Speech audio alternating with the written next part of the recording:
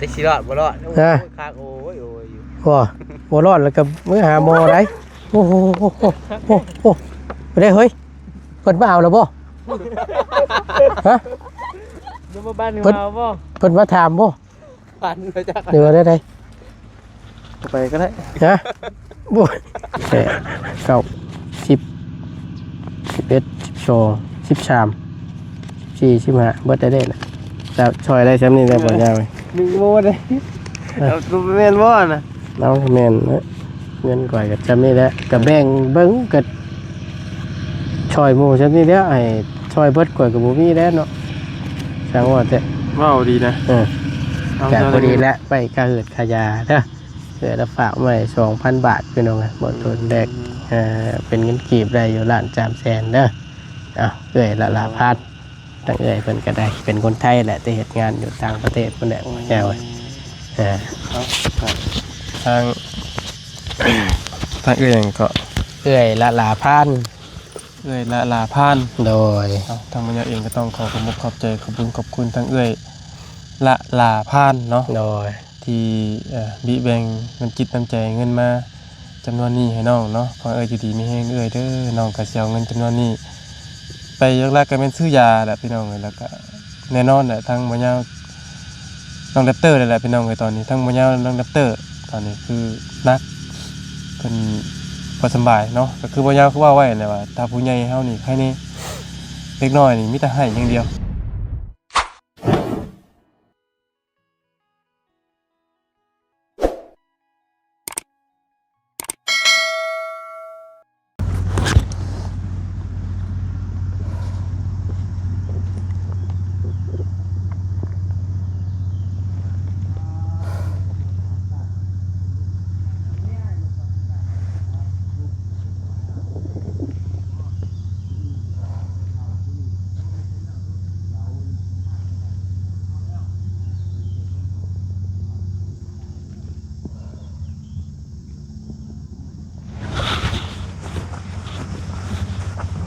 นะพี่น้อง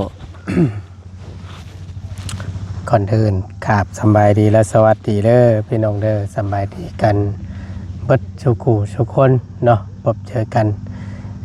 กระบตูนช่วงบ่าย3 โมงพี่น้องเนาะบรรยากาศนี่ก็ฮ้อนแท้ฮ้อนว่าอบอ้าวดีพี่น้องเอ้ย สุดยอดเนาะอากาศว่าตัว34 องศาความร้อนเพิ่นน่ะตอนนี้ก็บ่าย3 โมงแล้วเนาะเนื่องจากว่าทางประตูนพี่น้องเอ้ยก็โอ้ยหล่นพอสมควรเนาะกราบขอโทษขออภัยทางเอื้อยละพานหลายๆเนาะพอดีทางประตูนก็วัดสิมอบไปทางบ่อยาวเมื่อใดก็เวลาก็จัดสรรเวลาใช้กันกับบ่มีพี่น้องเอ้ยแล้วก็ถือโอกาสจ้าพี่น้องเอ้ยมื้อนี้ก็พอดีทางเบาตูนที่ได้มอบให้ทางบ่อยาวเนาะพอดีทั้งเอื้อยเพิ่นฝากเงินไว้ทางเบาตูนแต่หล่นๆนั่นแหละแต่พร้อมกันกับทางลุงเพิ่มตั้งแต่ขึ้นเจ็บปนรอบก่อนๆพุ่นแหละพี่น้องเอ้ยก็พอดีทั้งเอ้ยแล้วก็ว่าเห็นว่าผมมีเงินซื้อเครื่องซื้อของเขาห่วมน้ำโมว่าฉันในเฮือนใหม่นะพี่น้องเนาะแล้วพอดีทั้งเอ้ยแล้วก็ได้ฝากเงินมาให้คนละ 2,000 ลุงเพิ่มก็ 2,000ทางบ่าวยาวเนี่ยก็ 2,000 พี่น้องเนาะก็ได้อยู่บ่ทุนแรกเป็นเงินกีบก็ได้อยู่ล้านกับ300,000พี่น้องเนาะก็สิได้ สิได้มอบให้บ่าวยาวด้วยพี่น้องเนาะพอดีว่าก็บ่สบายเพิ่นก็ได้เนาะก็เป็นไข้บ่ตูนก็ไอได้กินยาประคับประคองไว้น้ำอยู่พอดีว่ามัน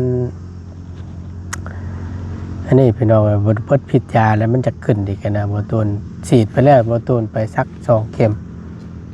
พอดีทางเบิดครอบครัวว่าซั่นซะไปฉีดยาไปนั่นเบิดเรียบร้อยแต่ว่ามันคือจังว่าเศร้ายากแต่พี่น้องเอ้ยเนาะเดี๋ยวทางบ่ตูนก็สิได้ถือโอกาสมอบให้ทางเบาวยาวเลยพอดีว่าพอได้ ค่าหืดค่ายาว่าซั่นซะเนาะจังไดก็ขอโทษขออภัยทั้ง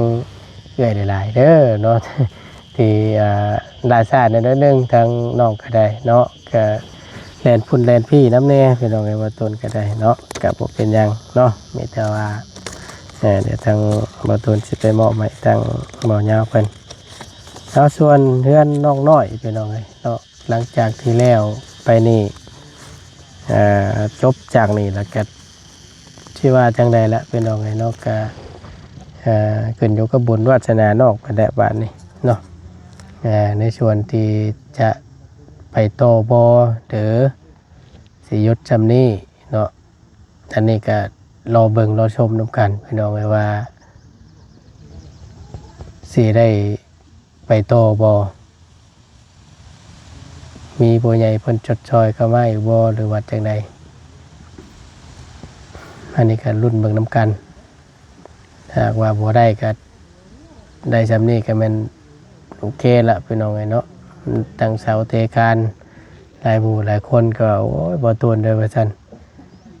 ถ้าหากว่ามีงบเข้ามาหรือว่ามีผู้ใหญ่เพิ่นชดชอยมานี่ก็ อยากแนะนำให้เอาอันเด้อได้จังไงมุงหลังคาเด้อว่าซั่นก็แม่นอยู่พี่น้องไงเนาะ มุงหลังคาให้ได้พวกส่วนข้างบนว่าซั่นเอาก็ดุนเบิ่งน้ำกันนี่แหละพี่น้องเอ้ยเนาะเพราะว่าทางบ่ตูนก็ได้จ่ายค่าช่างนี่เบิดเลยก็แม่นเบิดแหละพี่น้องเอ้ยเนาะพอดีละเดี๋ยวต้องตูนสิเบิ่งก่อนในส่วนตัวนี้อย่างเดียว4 ล้านตัวใดบ่พี่น้องเอ้ยก็หลายๆท่านเนาะที่เพิ่นได้ชดชอยเข้ามาก็ได้ยกหนึ่ง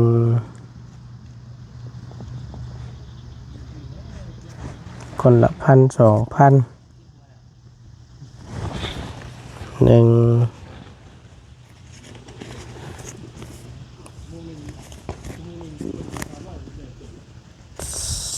สอง4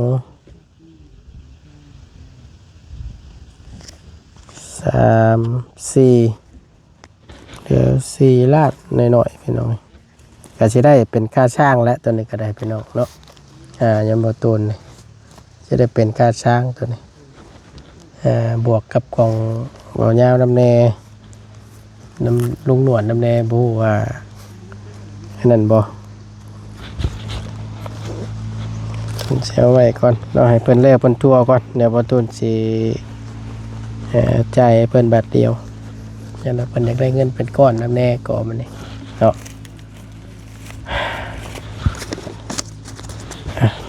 ไปเดี๋ยวก่อนเดินไปเยี่ยมยามเบิ่งทางนั่นอีกทอบหนึ่งก่อนพี่น้องเอ้ยเนาะภาพกระสีเบิดได้พี่น้องเอ้ยขอโทษขออภัยนำหลายๆเด้อพี่น้องเด้อเนาะมันลดหน้าลำคำเครียดลดมันบวกกับการโลดบาทเนี่ยโว้ยกับเจ้าของบ่สบายเก่าบ่ได้กินพี่น้องว่าตูนกันจนชุดโชมลงก็อันตรายดีพี่น้องเอ้ยอันนี้ตัวมันเป็นวัดเนี่ยนี่เนาะบ่ได้เด้เนี่ยนี่เดี๋ยวเข้าไปเบิ่งข้างในพุ่นล่ะพี่น้องโก้อยู่เนี่ยถือโอกาสมอบให้ทางบ่ยาวเลยเนาะมื้อนี้สิได้เทอยู่บ่พอเนี่ยบัดเฮ็ดจังได๋เด้พี่น้องถ้าสมมุติแน่ชายบ่พอนี่สิว่าแนวใดเสียเงินชวนได้เด้เนาะอันซื้อแห่ซื้อทรายนี่ส่วนนี่พัดไว้ให้ค่าสร้างก่อนสิว่าเดี๋ยวจะว่ากันอีกทีนึงน้องพี่น้องนะเข้าเบิ่งเดียวทั้งในพุ่นละ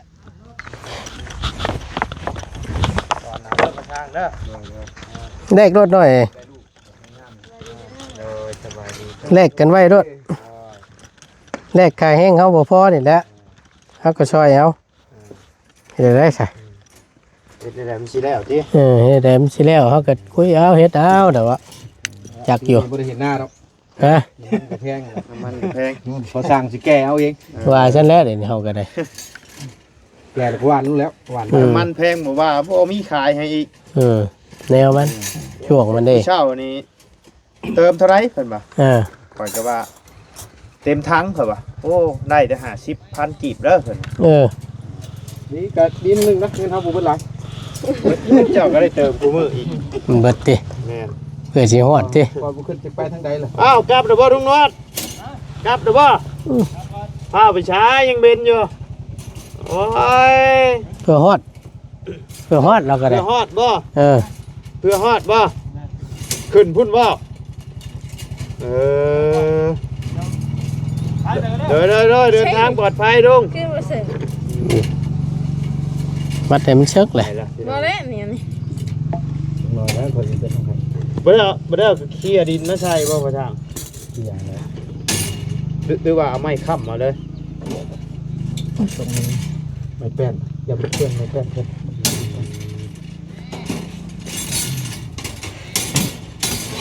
น้อยเห็นดูงัดดูหน่อยงัดดูหน่อย แค่ว่ามีอะไร ไปงัดมาปุ๊บงัดมาปุ๊บดิโอ้ใครอยู่ละมุงไว้นี่เนาะมุงบ่รอดเด้ โอ้แดดพอพันนี่ สำนีจังลงบ่แล้วเรื่องนะ เรียบร้อยแล้วจ้ะ เพิ่นมาทุกควรมัดเป็นอยู่บ่หน่อยมัดเป็นอยู่บ่ จักเลย ยังบ่ได้มัดจักอันบ่ มัดมาเลย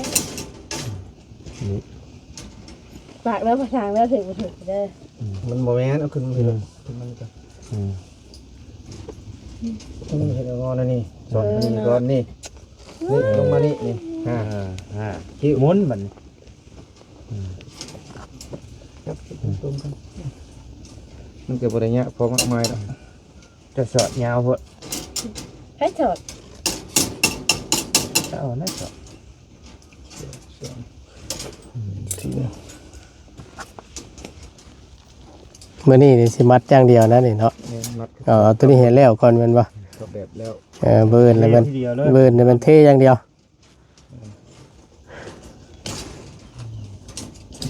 โอ้บ่ชงสิพ่อดอกกัน มียัง แห่ทราย ใช่ป่ะว่าแล้วได้หน่อยดีเนาะอ๋อ มาซื้อแบงค์ ซองเฉพาะแต่ใช่ซองล้านโบแม่นเนาะล้านเฉพาะแต่ใช่น่ะแห่กับใช่น่ะตกอยู่ล้านชามอ่ะ หน่อยเกิด หน่อยเลยซึ่งแพงหน่อย เข้าดีแม่น เห็นแล้วประตู นะ เขาประสร้างเห็นแล้วจักล้านนะประสร้างแห่กับชาย4 ล้าน4 ล้านแห่กับชาย4 ล้านคือว่า เพราะอันน่ะเมียบจนน่ะเฉพาะตัวในกองเงินเทคาดนี่ก็เบิดไปจัก เขาก็ยังหน่อยแค่นี้เขา บ่ ถือแล้วจะขวบหนึ่งอยู่คนละขังไหม แต่ผัดตัวในอีกบาทนี่โอ้ยเฮ็ดได้เด้เนาะ คุณน่าก็เบิ่งยินแห่2 สอบนั่นแหละในขังมาไล่ คำบ่พอก็เบิดจำาใดก็เอาซำนั้นแหละ มันเบิดได้ดิ มันเบิดได้เด้ และคุดเอาใช่นี่ได้ใส่ เฮ็ดได้ใช่ ใช่นี่ก็ใช้ได้บ่ได้ใช่ใช่เลยในหลังเจ้ามันดื้อสอบนี่แฮเอามันบ่มีเลย มันเบิดแล้วก็ยะเนาะ บ่ได้ให้น้องน้อยไปแก้เอาอยู่เซ่พุ่นน่ะนี่มาฮะไปแก้เอาอยู่เซ่เด้อหน่อยเด้อเด้อลูก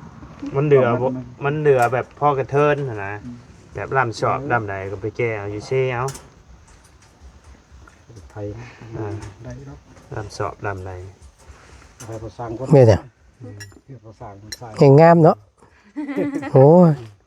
ตายแล้ว ยืมน้ำพอช่างไงนะ พระเจ้า ยืมแห่ชาย ยืมเงิน บอกให้ยืมแห่ชายมันยืมเงิน ยืมให้ชาย โอ้ ยืมให้ชาย ยืมก็ยืม ยืม ก็ได้ไปหาเมา เจ้าไปหาเมาก็ให้ละล่าไปให้ละล่าบ่ให้ยืมอีกเนาะ มายืม ก็ไปหามาฮอดติ ใจรถเจอยา โอ้ใช้รถนี้จะเจ็บได้จ้ะ เบิดเลยเนาะ แถวชุมเฮากับรถน้อยๆชะเพิ่นมาถอกเต็มรถเนาะ เจ้านี่น่ะเอาเบิ่งน้อยเดียวนึงก่อมันเอา นี่รถเขาเห็นเพื่อนเอามาแง่เยอะหน่อย แค่ว่าได้สิพี่น้องอีกนะมึงเด้บ่ตูนว่ามันสิพออยู่บ่เนี่ย ใช่บอก เนี่ยน้อยเดียวที่พี่น้องเบิ่งในกล้องนี่ก็จังว่าหลายเลยน้อยเดียว หนึ่งมามันแลบน้ำแน่น่ะกินไส้ก็กันกินแห่ก็เม็ดน้อยๆเองสิ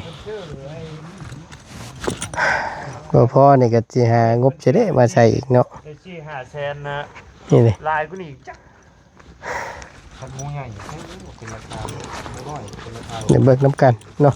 เพอมันยังเดืออยู่สี่คนใดพี่น้อง1 2 ชื่อบ้านนี่หมู 3 4พวก ดื้น คานยาวไปเลย3คัน ตัวละ1,000 บาท มันตัวเขา เติบหนึ่งอยู่ได้บ่ตูนไว้เนาะ เป็นอยู่ในทางเว้ย อันนี้ยังไม่ได้กินใช่ไหม น่ะมันล็อกตัวนี้น้ำแน่ เจ้าผู้เฒ่าว่า กับ1 2 3 4 5 6 เจ้าสิบ่ได้มาได้หมื่นบ่ได้ แม่นมื่ออื่นนี่ข้างมาไล่ยันไม่ได้มาดอก สิได้อันเทครบกันก็หลายเติบแล้วบ่ตูนไว้เนาะฮะมาอันนี้ก่อนพี่น้องไงผมเห็นก็จังว่านอนเน่งแม่งอยู่แท้พอได้ที่อยู่ตามโฮมไม้โฮมตอกกันเนี่ยอากาศมันเย็นแน่สั่นละพอแห้งเลยพี่น้องเพราะห่อนนะดิเพื่อนเข้าห้องน้ำก็เนี่ย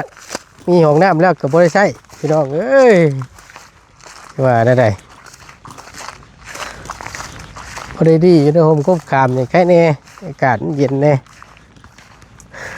มาเงาจักสิเป็นอะไร เป็นได้เฮ้ยฮะคือเองแม่งอยู่คักแท้ จะสิรอดบ่รอด ฮะ คากโอ้ยอยู่ บ่รอดแล้วก็มื้อหาหมอได้โอ้โหไปได้เฮ้ยเพิ่นมาเอาแล้วบ่ฮะ อยู่มาบ้าน เพิ่น เอาบ่ เพิ่นมาถามบ่ ปันไปจัก เดี๋ยวได้ ไปก็ได้ ฮะบ่บ่ไปว่าเด้อ รอดจัง ใช่น่ะใช่เนาะ แต่70,000นึงกะ 70,000โอ้70,000ก็ของน้องนุ่งเพิ่นเนาะโตก็ได้ โอ้ว่าแล้ว70 เห็นว่าก็ได้เป็นได้อาการนะ อาการบ่สบายดีเด้อพี่น้อง หน่อย การตอนนี้ก็บ่ในความเป็นจริงเนาะ อืม แสบหูดับ อืมหอยอะไร เจ็บหัว ไข่นัก แล้วก็ เป็นบิน ขี้มูกลงคอ กินมุกลงคอ มันบ่ลงบ่งจ้ะ ลงคือกัน เออ วัดลงคอ ขี้มูก กี่มุกตรงคือกันก่อยกัน เนาะเป็นหยังเพิ่นคือเอื้อนบ่คือกันเนาะ นะ ปัดลงไปในคอว่าวัดเนาะ อืม มาทั้งว่าขี้มูก เอามันอยู่นอกแหละ ซ้ำมันกันกล้วยก็ไปต่อกล้วยแล้วอันนี้ก็ ให้คันดอกอีกอันหนึ่งกะ มันอยู่นอกอยู่ในเนาะ ใบกล้วยกับใบตองบ่ จ้างว่าอะไร ตอนนั้นตัดได้เอื้อนว่าหยังก็ นะใบกล้วย บ่ตัดออกมาเลย ใบตอง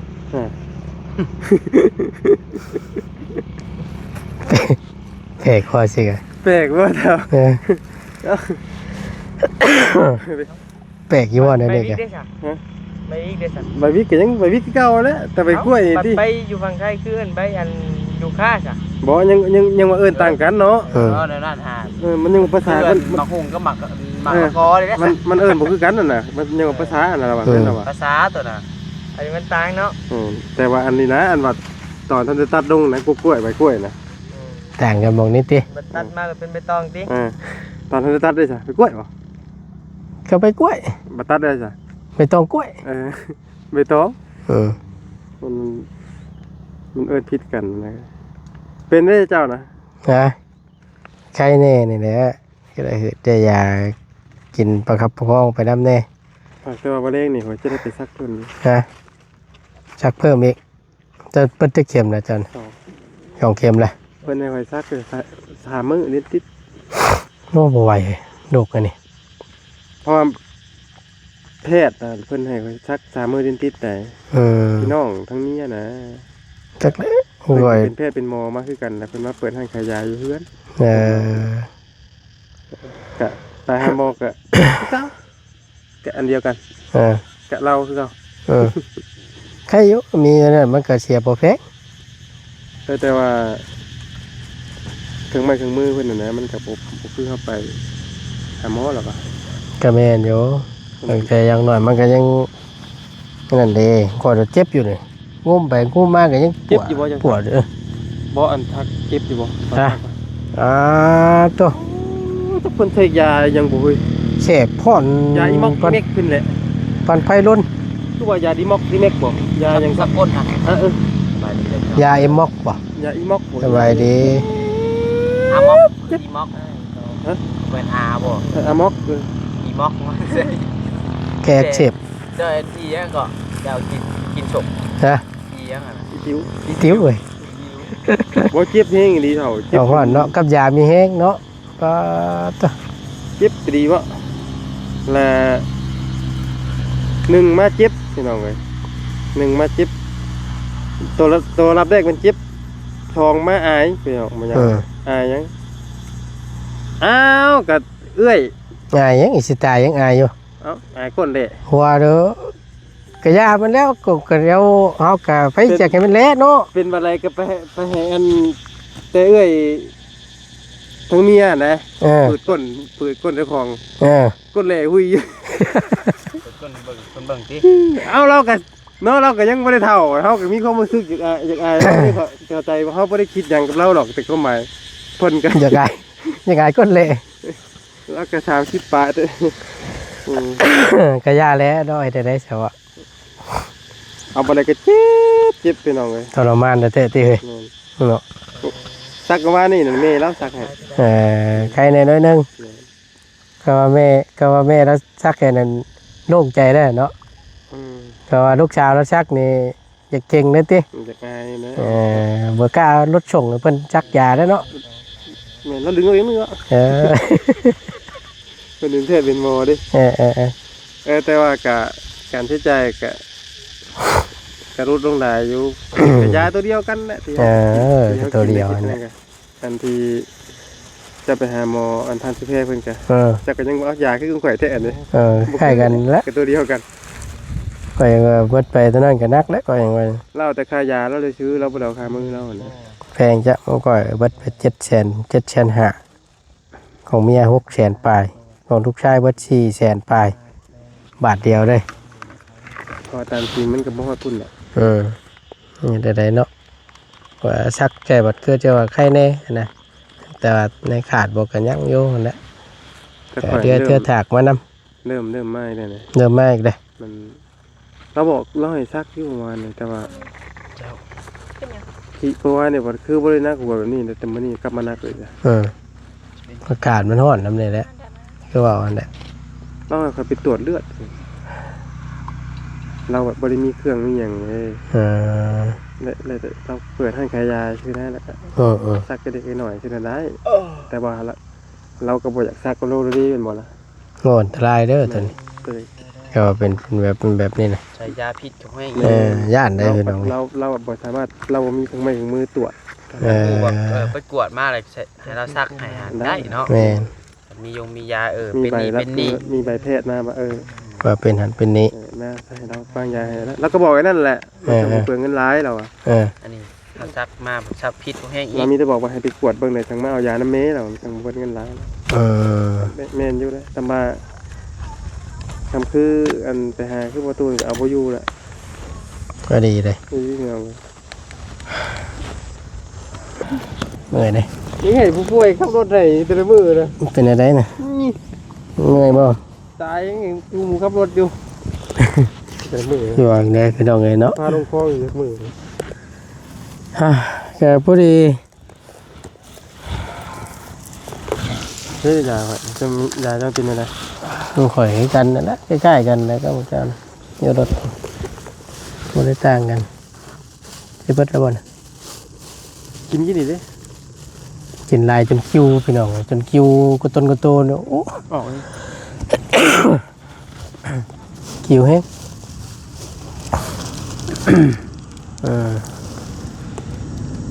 ติดยาให้อยู่ตรง ตะไลเด้เนาะ ติดยาบ่ได้นอนแยกกับลูกกันมาว่าแล้ว โอ้แยกรถบ่แยกบ่ได้ว่ายาวเว้ยเพิ่นเพิ่นเจาะเข็นก่อนจนเขียว คนลำตัวเองไปเจาะช้ำเบิ่งนี่ถ้าเจาะเลือดก่อนไปกวดฮะเจาะของข่อยนี่บ่ไข่อีหยังเพิ่นว่าน่ะว่าภาษาแพทย์ออกไปก็ลืมเลย ไข่สายพันธุ์ใหญ่ ไก่วัดใหญ่ว่าซั่น พันธุ์ใหญ่อย่างเออย่างเอ ช้ำเบิดว่า อย่าง เมื่อยอยู่ดอกเสียวจังได๋ ข่อยยังบ่ได้ไปตรวจอยู่เลย ยังอยู่บ่ไปกวดเบิ่งเด้อตะไลได้บางเทื่อนี่เม็ดเลือดขาวเกินชูงบ่เม็ดเลือดขาวตกบ่แล้วนี่ก็อันตรายอยู่แล้วนี่ก็เพราะฉะนั้นแล้วนี่กวดดีที่สุดเพราะว่าถ้าว่าเม็ดเลือดขาวมันต่ำเนี่ยมันผลเสี่ยงเป็นโรคแนวอื่นแล้วก็ร้ายพี่น้องเลยมันขึ้นชูงแล้วก็บ่ดีอีกเม็ดเลือดขาวนี่นะตัวนี้เนี่ยสำคัญ มื้อข่อยสิเป็นไข้ไม่นั่นน่ะไปห้องหมอมุกก็ถือเอาไว้กลับมาน่ะเป็นเลย เรียบร้อย มันก็คือฮู้กันนั่นแหละแต่ว่าเฮาก็อาจสิเป็นก้อนหันแน่แล้วนะ แต่มันยังบ่แห้ง ยังบ่แห้งเนี่ยมาบวกกับก็คือฮู้กันนั่นแหละเฮาไปห้องหมอนะเพราะว่าความต้านทานของคนเฮามันบ่คือกันนะพี่น้องห้องหมอเนาะมันก็เป็นศูนย์รวมโรคอยู่แล้วอีดีนะ คือเบิ่งร่างกายเฮาแบบแข็งแรงปึ้นๆเข้าไปก็ยังวิ่นหัววิ่นหยังมันแบบ มันเป็นศูนย์รวมโรคอยู่ได้ สิว่าจังได๋ อันเข้ามาห้องหมอนี่ แม่ โรคก็ยังก็ต้องเข้าหันนั่นบ่ล่ะ ครบ ศูนย์รวมหมดแล้ว ครบเบิดเลยเดี๋ยวนี้นะ เพราะนั้นพอดีบ่มีไผอยากเอาไปใช่มั้ยพี่น้องลูกเต้านะ แม่ ดีๆทำบ่เป็นหยังนะแล้วก็ติดเลยกลับมาหันเลย ยาวเลยบัด นัดมาเลยเมื่อวานนี่นั่น พอเป็นเริ่มเป็นคือตอนเป็นแรกๆพอเริ่มเป็นบัดนี่เป็นเมื่อวานนี่ หมวกใส่บ่ แม่ แสบหลังจ่อยได้เนาะ นี่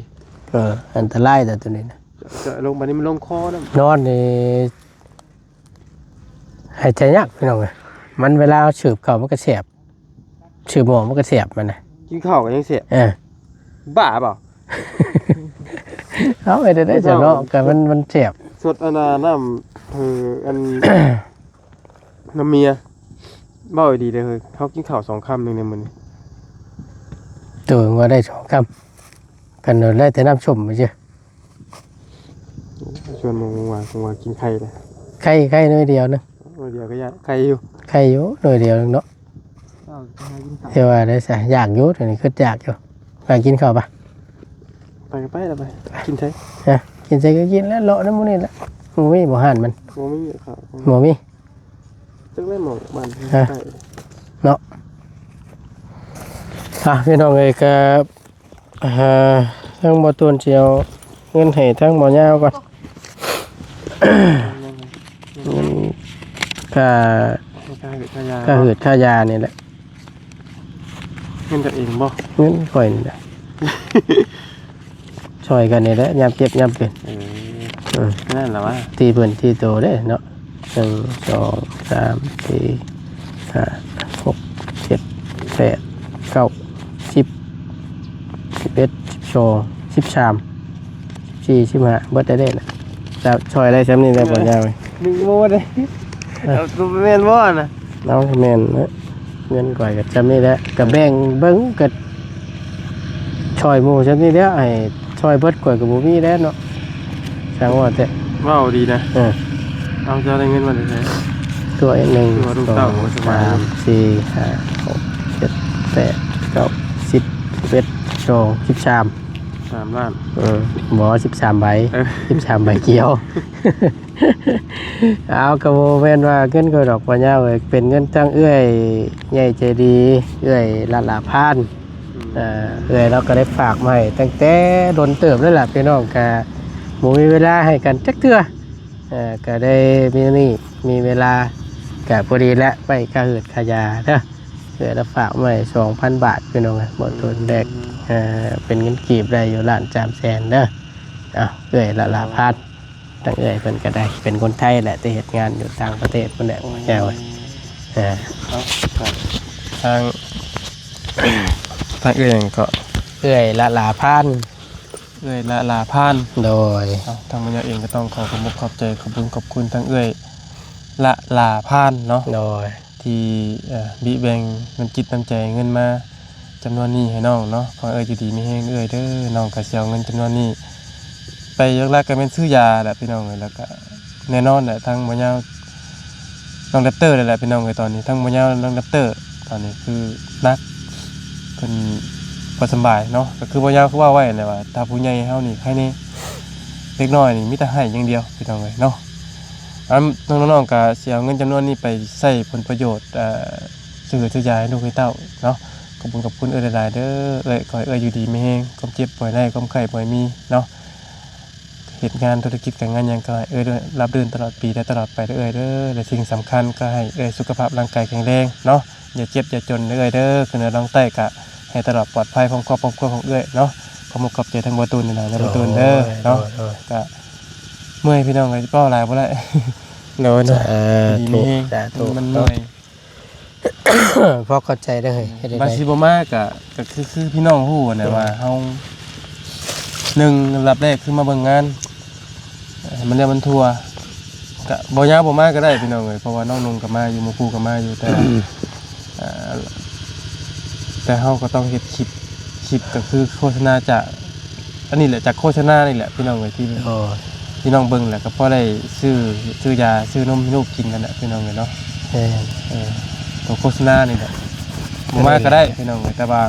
มันก็ซ้ำเป็นเวียกเขาซะเนาะพี่น้องเนาะในระยะที่บ่ยาวเฮ็ดมา5ปีนี่ก็คือเฮาขาดคลิปมื้อนึงก็ซ้ำมื้อนึงก็ได้พี่น้องเอ้ยเนาะมันก็ซ้ำเฮาขาดเวียกก็แหละพี่น้องก็ซ้ำเวียกเฮาว่าซั่นซะพี่น้องเอ้ยซ้ำสิว่าเวียกก็บ่ได้พี่น้องเอ้ยเพราะว่าเฮาก็อาศัยเฮ็ดคลิป YouTube จากโฆษณาดีนั่นเนาะก็ซ้ำเวียกเฮาแหละพี่น้องเอ้ยบ่ไปก็บ่ได้ฝืนเจ้าของเนาะมีแต่ขอบคุณพี่น้อง FC เนี่ยพี่น้องเอ้ยที่เข้ามาเบิ่งติดตามรับชมเนาะพี่น้องเอ้ยฝากเป็นกำลังใจเฮานี่พี่น้องเอ้ยเนาะเพื่อสิเฮ็ดออกมาได้แต่ละคลิปนี่ก็บ่ง่ายเลยพี่น้องเอ้ย คือสิแล้วเนาะ แม่น จังได๋ก็ฝากด้วย เพื่ออากาศมันร้อนมันหยังกับถ่ายทำให้พี่น้องเบิ่งก็บ่ได้โทรศัพท์มันร้อนเนาะตายแล้วพี่น้องโทรศัพท์บ่ยาวเครื่องนึงก็อยู่กันลูกเฮ็ดมื้อ นอกเลย นอกสไปเล่ โอเคนอกแกโดยนอกแกจังนอกได้มอบไปเด้อเด้อขอโทษขออภัยน้ำลายเนาะที่หล่นแน่ด้วยนึงเนาะกะทอดจอดถึงแล้วบาทนี้ก็ขอบคุณในลายทั้งละพันเนาะที่มีน้ำจิตน้ำใจเนาะมีแบ่งจำนวนเงินในส่วนนี้มาให้กับน้องๆเนาะก็พอได้ชื่ออยากชื่อกินพอได้กระอืดกระยานี่แหละเนาะก็ขอทั้งพร้อมกลัวจงอยู่ดีมีแห้งเนาะความเจ็บจะสู้ได้ความไข่จะมีเรื่อยเด้อปราศจากโรคภัยไข้เจ็บทั้งพวงทั้งใดเนาะไปใส่มาใส่ขึ้นเหนือลงใต้ก่อยเดินทางตลอดปลอดภัยเนาะสิ่งที่สำคัญก็ขออายุมั่นขวัญยืนอยู่น้ำนองน้ำนุ่งไปนันดนเด้อเนาะสาธุขอบคุณในลายเนาะไปลำล่าระบาดในเนาะขอบคุณเช่นเดียวกัน FC เบิร์ดสุคนที่คอยเป็นกำลังแห่งใจเนาะและซัพพอร์ตและมอตูนและทีมงานโดยตลอดมาบ่ปะบ่ทิมขอบคุณใดๆอยู่ดีมีแห้งเด้อพี่น้องเด้อสำหรับคลิปนี้ลำลาแล้วสบายดีเด้อไปเจ้าเมื่อย